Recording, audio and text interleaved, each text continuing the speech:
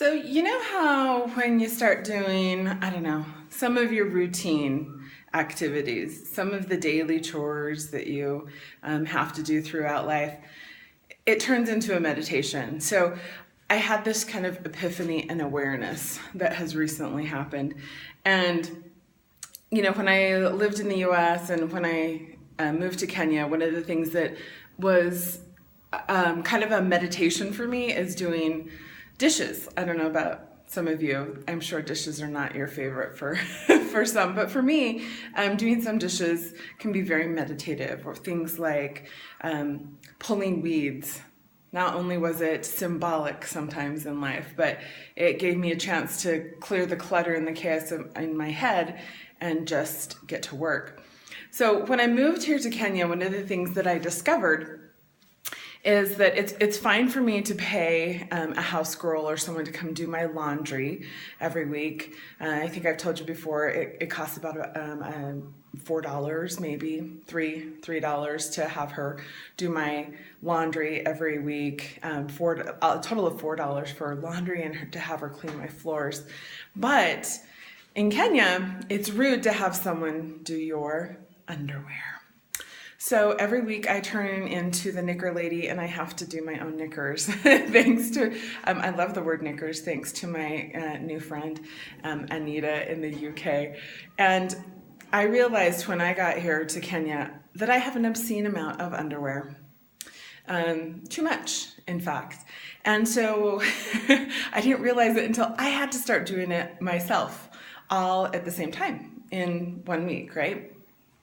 So, you have to do it yourself. It's very rude to have someone else do it.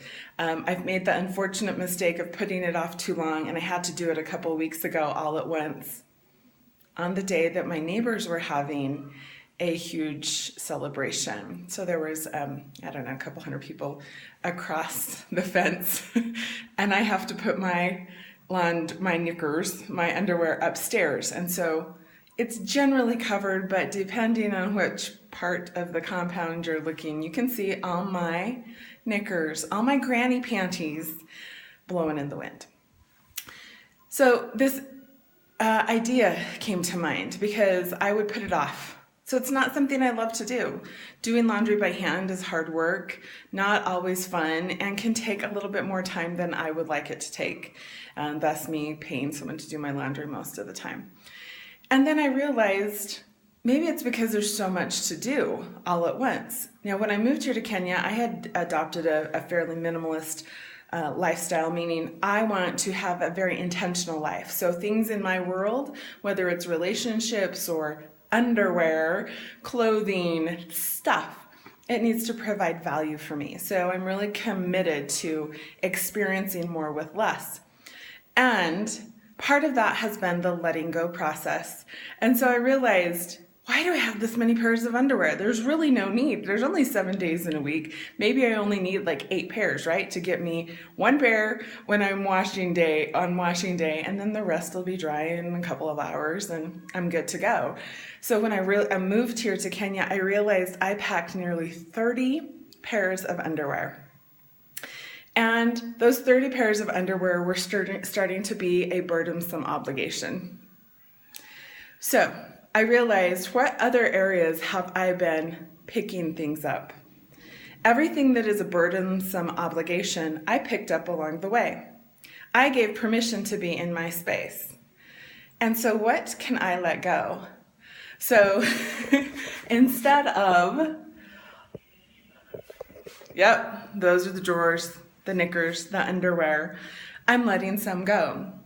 The ones that no longer provide value in my life.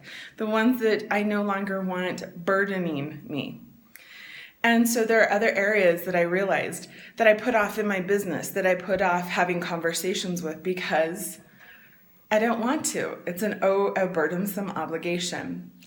And so I'm in the letting go process in all areas of my life. Relationships that no longer serve me. Conversations that I keep having in my head that I might as well just have the conversation. Clothing, items that are holding me in the past instead of representing me now or in the future. I thought I'd done a pretty good job of that before I moved to Kenya, But letting go is a journey. It's not a destination. And so I encourage you to see what burdensome obligations you have let into your life and have picked up along the way, and see what might be a cycle and season of letting go for you as well. All right.